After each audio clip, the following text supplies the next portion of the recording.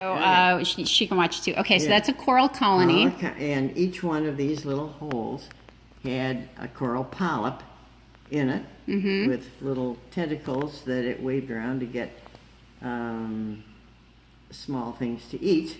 And that is part of a bigger colony. Who knows how big this maybe was. Yeah, and this too, like I noticed on this, like you can see kind of the channels, like this. Like it looks like here there was like a something longer, like a stalk Well, these things, they would when the polyp outgrew the place it was in the stone, it would have to make another addition to its house, so to speak, and so each one of these would grow bigger and bigger and bigger, and some of that is evident here on the sides.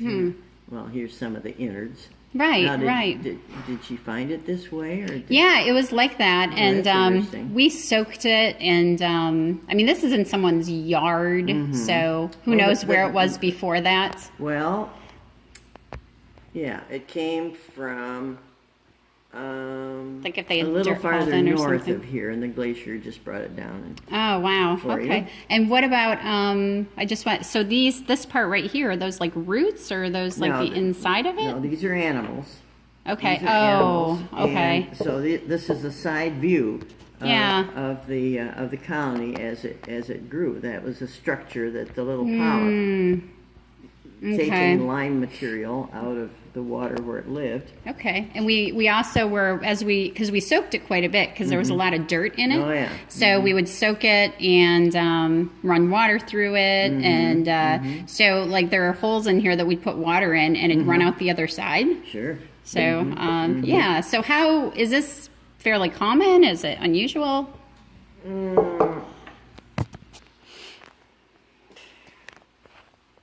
This is a nice specimen to find around here.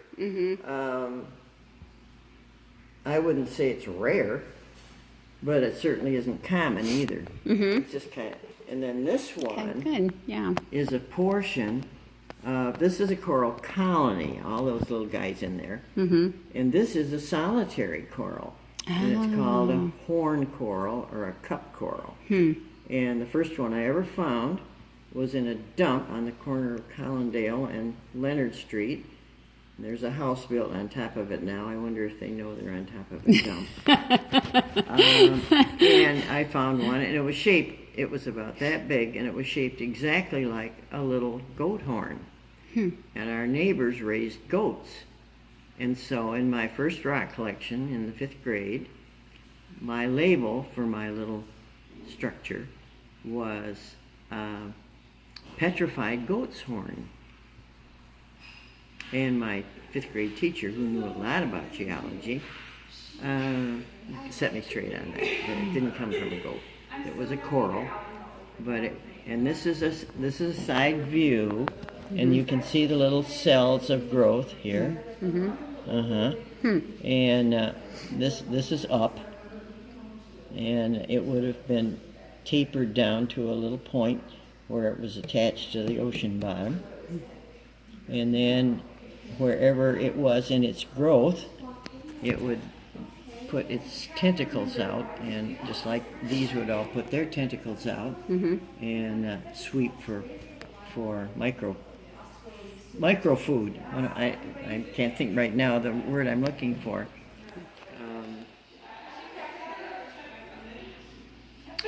Whatever was floating by in the microscopic mass of ocean water. So these were both attached to an ocean floor. Yep. And then when the glaciers came through, they picked them up and moved them. Well, I'm not sure where she got the smaller one. I know the bigger one came from came from the Jenison area. No, we've had 6 invasions of salt or brackish water into the basin of Michigan over the years. And so that's how come these corals that we think associate with salt water were here when there was salt water here. And that's very hard for a lot of people to because they can't even think back to the glacier. A lot of my audiences.